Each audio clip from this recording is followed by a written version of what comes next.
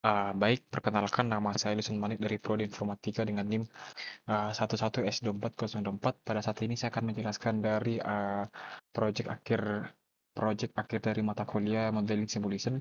Nah, pada saat ini saya membuat objek berupa remote dari AC yang saya buat sebelumnya. Nah, karena saya telah membuat AC pada sebelumnya, saya berpikir juga saya harus membuat remote-nya juga. Nah, pada saat ini saya akan menjelaskan yang pertama itu pada bagian materialsnya dulu di bagian surface-nya. Nah, di bagian surface-nya ini ada beberapa standar prinsipal BSDF ini untuk menyatukan banyak properti seperti fisik permukaan ke dalam satu node yang mudah digunakan, sangat cocok untuk simulasi material seperti plastik, kaca, kulit, logam, dan lain-lainnya. Lalu saya akan menjelaskan dari parameternya. Yang pertama base color-nya. Nah, base color yang saya buat itu berupa warnanya biru muda. Ini warna utama dari ini, dan ini itu.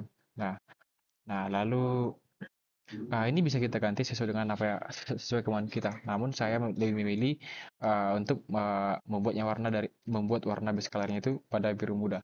Nah, kita buat metalik. Nah, metalik ini tidak saya pakai karena ini untuk menentukan apakah materialnya bersifat logam atau tidak. Nah, pada remote si AC-nya, karena menurut saya tidak bersifat logam, maka saya tidak membuat uh, pada metaliknya. Lalu di sini ada roughness. Nah, roughness ini saya buat pada 0,500 untuk mengatur kekasaran permukaannya. Karena perlu kita ketahui bahwa 0 sangat halus mengkilap seperti kaca, 1 sangat kasar tanpa buram seperti kapur, 5 sedang artinya objek akan sedikit mengkilap seperti plastik biasa. Lalu ada alpha. Nah, alpanya ini dapat alpha ini fungsinya untuk transparansi objek. Saat itu solid atau tidak transparan, nol itu sepenuhnya transparan. Karena nilainya 1, maka objek tidak transparan. Perlu kita ketahui jika kita ingin transparan atau benar-benar viewportnya atau rendernya, maka yang perlu kita lakukan pertama itu buka tab material properties atau icon bola. Kedua itu scroll ke bawah ke bagian settingnya, ada itu, lalu kita lihat ada buah blend mode seperti alpha blend atau alpha Hessian. Lalu ada di sini IOR-nya atau index of refraction dengan bernilai 1500. Nah, ini untuk mengatur pembiasan cahaya khususnya untuk material transparan. Nah, lalu di sini ada 1,5 adalah nilai minimum untuk kacanya. Tapi karena alfanya 1 atau tidak transparan, maka efek airnya belum aktif saat ini. Nah, di sini saya buat settingnya berupa default. Nah, saya akan menjelaskan di bagian surface-nya. Ini bersifat penting juga di bagian surface-nya. Nah, di bagian surface-nya ini saya lihat, saya aktifkan ada back face coolingnya berupa light prompt volume, ada transparan shadow. Lalu kenapa saya nyalakan light prompt volume ini?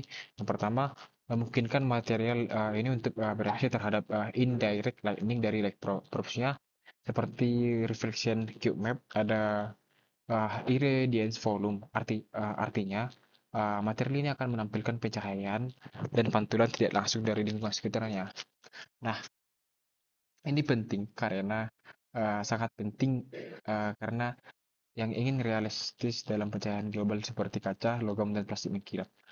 Lalu ada transparan shadows. Nah, saya selalu membuat setting on-nya pada transparan shadow ini untuk mengizinkan bayangan tembus cahaya berdasarkan alpha material. Ini kenapa begitu? Nah, supaya pada pencahayaannya ini nantinya tidak gelap atau sesuai dengan apa yang kita mau, dan pada saat di render nanti terlihat bagus atau eh, warnanya itu sesuai dan tidak jelek. Jika tidak kita centang, maka bayangannya akan tampak solid atau gelap, meskipun materialnya transparan.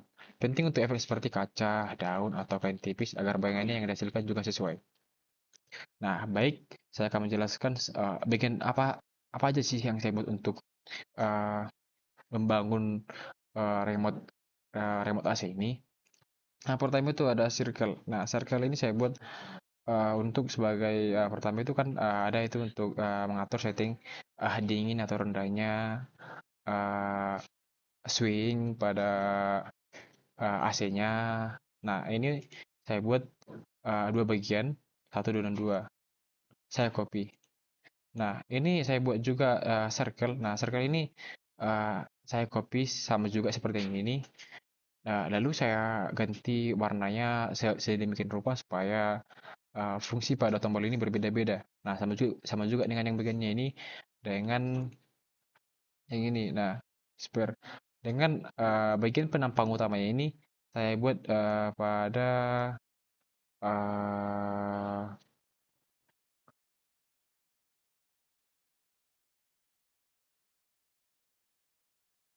nah,